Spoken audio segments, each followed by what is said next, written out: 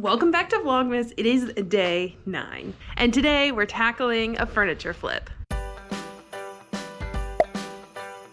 Now you might be wondering if we actually need to go pick up a piece of furniture, and we do not, because we have this entire half of the garage filled with things that need to be finished. So today I'm gonna grab one of these tables and we are gonna flip it into something useful. If it's your first time here, my name is Laura, and every day this month I am sharing one video about starting my own small business. If you want to help support me, make sure you take a second to click subscribe. To start today's project, we have to actually get the piece of furniture. I think the high today was 45. I thought I could really get away with just my not quite warm enough. Hopefully it's still warm enough to paint.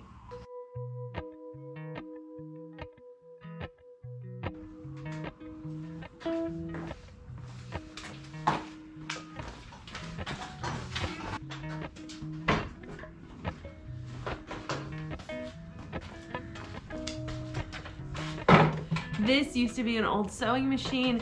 I have had one before that has metal legs. A lot of people love those for tables. The ones with wooden legs just aren't as useful. So our goal today is to actually make this one useful again. If you've never seen one of these before, this actually opens up, and then this is where your sewing machine would have been. I'm okay that this one no longer has the sewing machine. I don't really need it, but we do somehow need to make this look a little more cohesive.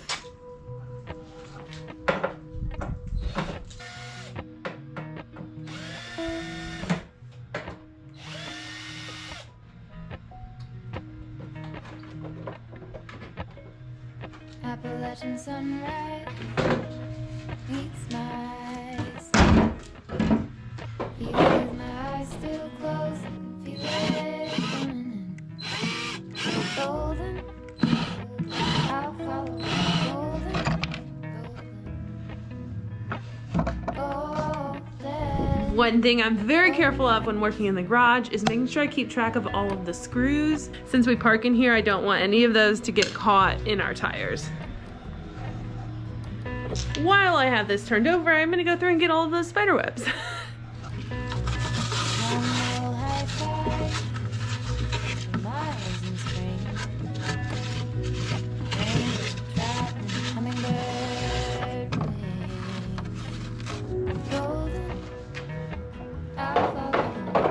Okay.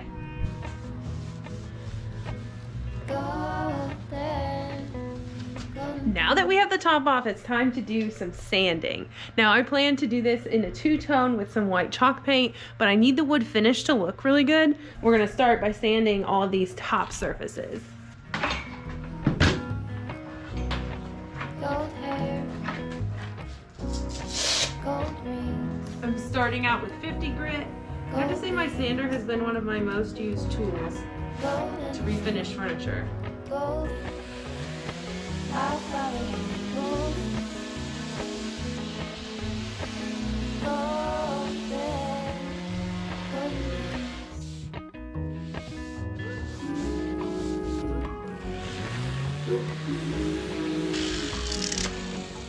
Started out with 50, now I'm going to switch to 120 to really smooth this out.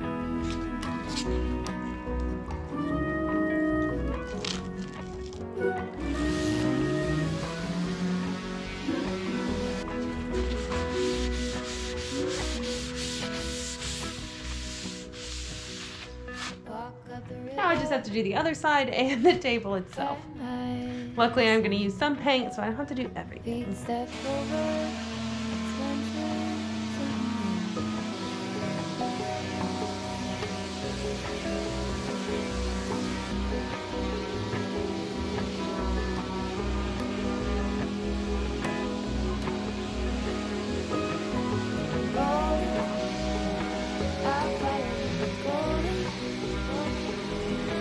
Sanding is 100% done, and now I need to grab a damp cloth and wipe everything down. Now you could definitely use wood stripper instead of sanding, but for me it feels like it goes a lot faster. And even though it's dusty, it seems a lot more clean than using even the citrus wood stripper. You could also use a tack cloth to wipe everything down. I just prefer to use just a damp rag. You do have to be careful because you don't want it to be too wet. Was worried for a second there that it was too wet, but it is not. And that's because you just took the finish off of the wood, so it's not water resistant. This should dry up really quick though. It also gives me a good idea of what it's gonna look like once I put the finish on. I am not planning to stain this. I'm just gonna seal it. The wood is really pretty, so I would much rather celebrate that than add a finish to the top.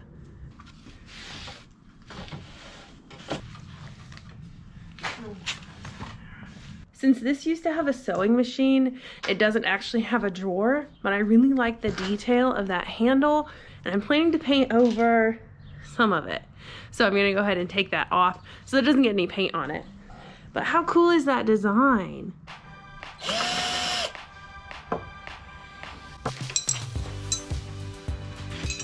Now we're ready to start painting. My plan all along was to make this a really unique design. So I have my painter's tape and I'm gonna try and make some triangles. If I can pull this off, it's gonna be really cool, but it's my first time ever trying it, so we will try it together.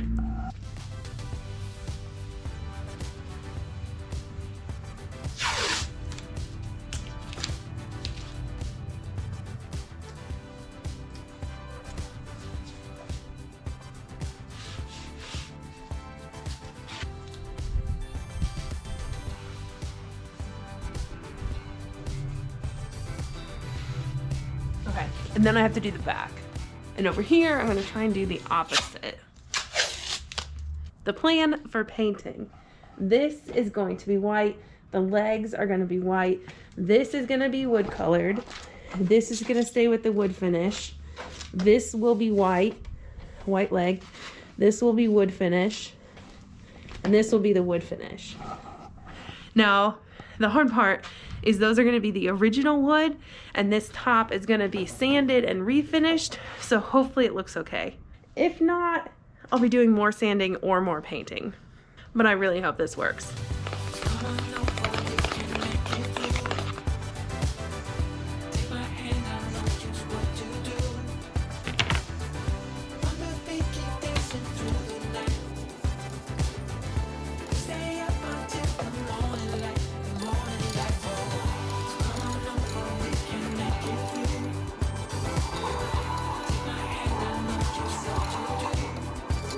I've done this two-tone design before, and you really have to be careful because when you're painting a whole object, you can be as messy as you want, but when you do the two-tone, you're trying to keep some things the original color, and you want to make sure you don't get paint where you don't want it, like under here.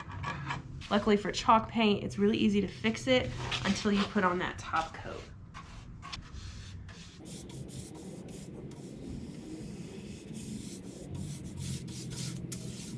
With chalk paint, you also want to be really careful with your brush strokes. It is a thicker paint, so you want to make sure that you're not leaving too much behind. And no matter what, we're going to have to sand those down and repaint a little. But we still want it to be as smooth as possible. So I use this continuous water sprayer to kind of give it a little water, but you want to make sure you don't get too much so you don't get drips like that. It's really good for coats 2 and 3. The morning light on, I just wanna be your Superman. Come fly with me, just take my hand. And now that we are cruising in mid-flight, you better watch out for the kryptonite. Come on over, we can make it through, I've questioned myself quite a few times on why I like to repaint furniture and why I continue to do it. This piece is probably the perfect example. I got it for free because someone else didn't want to refinish it, because it's hard to do, costs a lot of money for materials, and in the end you don't even know if someone's going to buy it. Plus, this is how you end up with a whole garage full of furniture to refinish, and not a lot of time to get it done. But ultimately, every time I take on a project, I'm reminded how much I enjoy painting them. And I absolutely love the idea of taking something that's not useful and finding a way to incorporate it back into someone's house. And that's exactly what I plan to do with this one. Even if it doesn't turn out, at least it's a low-risk way to try something new. I have to let this dry, and there's a ton of other things I need to get done today. So I will see you tomorrow morning. Unfortunately, it's going to be a few days before we finish this one, but we are going to finish it together. See you tomorrow.